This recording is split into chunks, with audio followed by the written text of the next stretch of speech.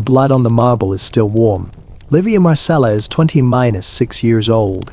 She kneels beside her husband's body, and she can feel the warmth soaking through the silk of her stole. The fabric clings to her skin. Heavy, wet, the smell hits her next. Metal, copper, iron, blood mixed with the perfume she put on this morning. She chose that scent for a dinner that will never happen. Beyond the walls of the imperial bedchamber she hears boots. Hard boots. Hobnail lead soles striking stone in perfect rhythm. Not one man. Dozens.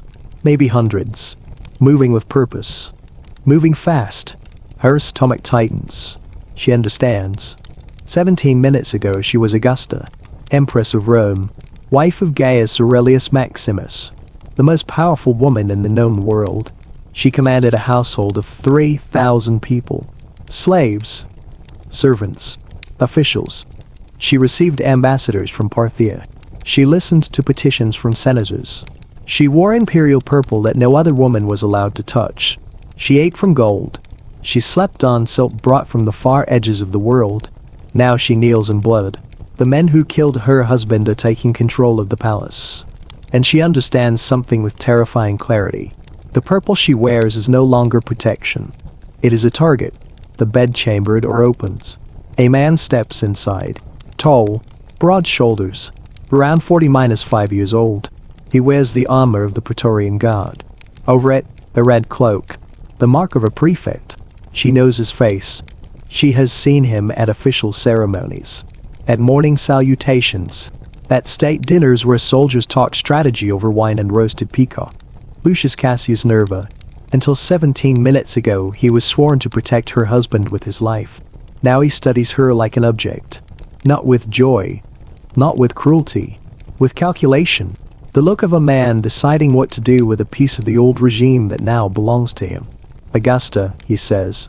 The word sounds strange in his mouth, like he is testing whether it still applies. My condolences on your husband's sudden illness. Illness. She looks down at the body beside her. The stab wounds in the chest. The gashes in the abdomen. The cuts on her husband's hands where he tried to block the blades. Blood pooled across half the floor. Illness. That is what the Senate will be told, Nerva continues calmly. The emperor was struck by a sudden fever. The physicians failed. His passing was peaceful. Peaceful. He named Titus Flavius Gaius as his successor with his final breath. Livia looks up slowly. My husband hated Gaius, she says. He planned to prosecute him for treason. Nerva steps closer. His boot sleeve red prints in the blood. Which is why we acted first. Gaius, he explains, is 3 days' march from Rome with the Pannonia legions. When he arrives, the city will be calm. Orderly. The transition, complete. He will be grateful, Nerva is. Grateful to the men who murdered the emperor. And me? Livia asks. She forces her voice to stay steady. What happens to the emperor's widow? Nerva smiles. It is not a kind smile. That depends, he says, on how cooperative you are, how useful you prove to be, and how much trouble you cause during the interregnum. Interregnum, the space between reigns. The dead turn. 70-2 hours. Nerva continues. Perhaps a little more. During that time the Praetorian Guard controls Rome. We control the palace.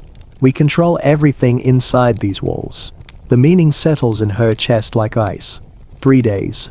3 days where the man who killed her husband controls her life. What do you want? She asks. Information, Nerva says. The emperor kept records. Lists. Evidence. Plans. Things that would be dangerous if discovered. I need to know where they are. And if I tell you, then you demonstrate cooperation. And if I don't, Nerva's expression does not change. But his eyes do. Then you demonstrate the opposite.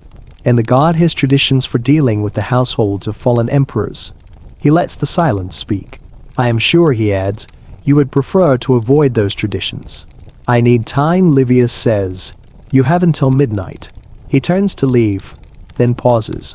One more thing. Your stepdaughter is being taken to the guard's quarters for questioning, along with 3 women from your husband's private household. He looks back at her. Their treatment, he says, will depend on the same thing as yours. Cooperation, or its absence. The door closes. Locks slide into place. She hears guards take position outside. She hears the palace being secured by men who now serve a new master. She has 8 hours. 8 hours to survive. And what you are about to learn was never written into Rome's official histories. The historians recorded who gained power, who lost it, which men were executed, which were exiled. They tracked titles, property, political factions. But they rarely explained what happened to imperial women in the hours after an emperor died. Widows simply retired. Concubines disappeared. No details. Tonight, you will learn what really happened during those hours. What you're about to hear is the part the historians left out on purpose. They loved writing about politics. They loved writing about speeches in the Senate.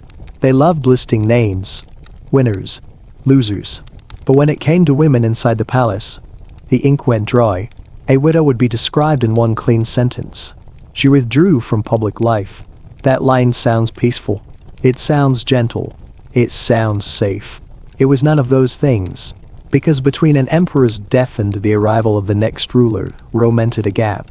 A pause. A vacuum. And in that vacuum, the Praetorian Guard became the law. Not the Senate. Not the courts.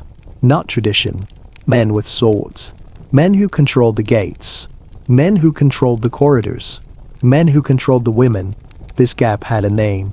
The interregnum. And everyone in the palace understood what that word really meant. It meant the rules were suspended. It meant the old oaths were dead. It meant the god could take what it wanted as long as the city stayed quiet. It was never written down. It didn't need to be. It was passed from soldier to soldier like a dirty joke. It was passed from servant to servant like a warning. It was passed from woman to woman like a prayer you say through clenched teeth. Livia knew the stories. Every woman at court knew them. They were told in whispers behind curtains. They were denied in public, then confirmed in private. After Caligula died, people said his wife was killed. But not quickly, not cleanly. After other emperors fell, their women were distributed. That was the word, distributed.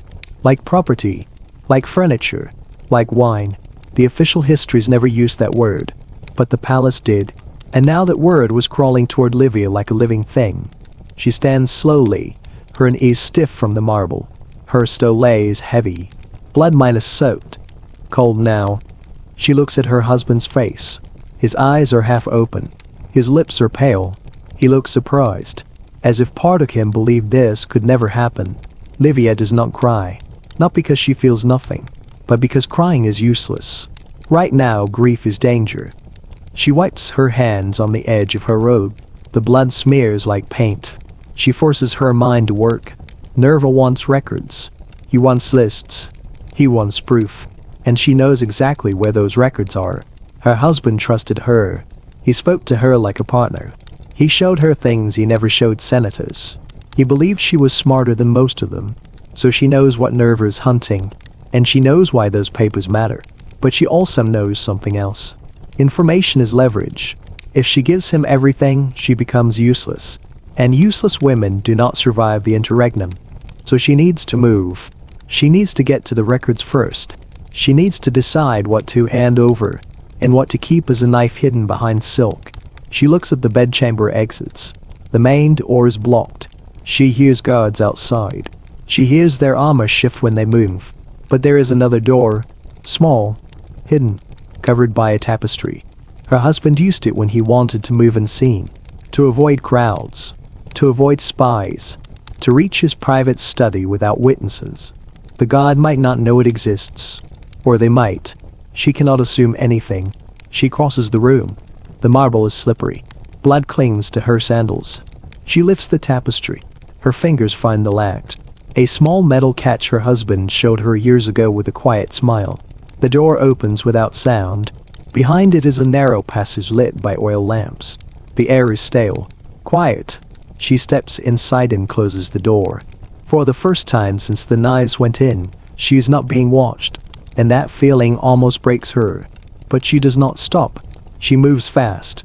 The passage twists through the hidden guts of the palace. Servers' quarters. Storage rooms. Slave sleeping quarters. Places the elite never see. Places that keep the palace alive. She hears muffled voices behind walls. Servants still working. Cooks still preparing food. Life continuing because people are afraid to admit what has changed. She reaches the private study. No windows. Thick walls. The kind of room built for secrets. The cabinet is there. Cedarwood. Locked. Her husband designed this lock himself. Not with metal keys. With a pattern. A sequence only a few people knew. Livia's hands shake, but she remembers. Left, right. Press. Lift. The lock clicks. The cabinet opens. Inside are scrolls and tablets stacked in neat order, each marked with codes. She scans them fast. Evidence against SEIS. Lists of senators. Reports from spies. Useful. Dangerous. But then she sees one code that makes her breath stop. The Guard. Not rumors. Not gossip. Numbers. Payments. Missing funds. Signatures. Proof that Nerva has been stealing from his own soldiers. She grips the scroll like it is a sword. Because she knows soldiers. Not the speeches they make. The truth underneath. A soldier can forgive murder if it brings rewards. A soldier can forgive betrayal if it brings money. But a soldier does not forgive theft from his own pocket. If the common men of the Guard learn their prefect has been skimming their donations, Nerva will not be protected by his cloak or his title. They will tear him apart themselves. That scroll is leveraged. Real leverage. She pulls it out. Then she finds two more. Messages. Contacts. Proof that Nerva spoke with SEIS before night. Proof this assassination was planned. That is bigger. More dangerous. That kind of proof could stain the next emperor forever. She takes them anyway. Now she hears footsteps outside. Close. Multiple men. Moving with confidence. They know the passage. Her window is closing. She looks around the study for another way out. And she sees it. A narrow shaft behind a panel. An emergency route. Built for an emperor who feared betrayal. Dark tight. But it leads away. She tucks the scrolls under her robe. She prays the silk hides the shape. She climbs into the shaft. Stone scrapes her hands. Her shoulder hits the wall. Her breath turns sharp. She descends into darkness. Her knees slam against rough edges. Her dressed airs. She tastes dust in panic. Then, the air changes. It stinks. Wet rotten. She drops into a tunnel that carries waste. The underworld of Rome. She stands in sewage water up to her ankles. She wants to vomit, but she forces herself not to. Above her, the palace belongs to Nerva. Below her, the tunnels belong to rats and slaves and forgotten things. And she starts walking toward faint light. The light grows slowly. Not bright. Not welcoming. Just enough to remind her she's not buried alive. Livia follows it with the stubborn focus of someone who understands that stopping means dying. The tunnel slopes upward. The water thins. The smell changes from rot to damp stone. Then she sees iron bars overhead. A drainage grate. Beyond it, moonlight. Open air. She grips the bars and pulls. Her arms burn. Her fingers slip. But desperation gives strength where comfort never could. The grate shifts. Then lifts. She drags herself out and collapses on two cold paving stones. For several heartbeats. She cannot move. She can only breathe. When she finally raises her head, she realizes where she is. The Temple of Vesta. The sacred precinct. The place even emperors hesitated to violate. The eternal flame burns nearby, steady and calm, as if Rome itself is pretending nothing has changed. Footsteps approach. A woman in white robes stands at the edge of the courtyard. Older, composed, unalarmed by the sight of a blood-smeared empress crawling out of the ground. Augusta, she says quietly, we heard your husband fell ill. Livia laughs. It comes out broken. He was murdered, she says. And the men who killed him are hunting me. The woman studies her for a long moment. Then you claim sanctuary, she says. Yes. The word feels heavy. Like armor. Like a prayer. It may enter, the woman says. But understand this. Sanctuary protects you only as long as it is respected. And if it isn't, then you will learn how fragile even ancient laws can be. Inside the temple, the air is warm from the sacred flame. Clean. Still. Livia is washed. Given fresh robes. Hurt or silken bloodstained stole by taken away like evidence from a crime scene. Only the scrolls remain. The Virgo Maxima listens as Livia explains everything. The murder, Nerva, the threats, the interregnum. When Livia finishes, the priestess exhales slowly. You understand, she says, that what you possess is more dangerous than any blade. I understand, Livia replies. That's why I didn't give it to him. Outside the temple, Rome begins to stir.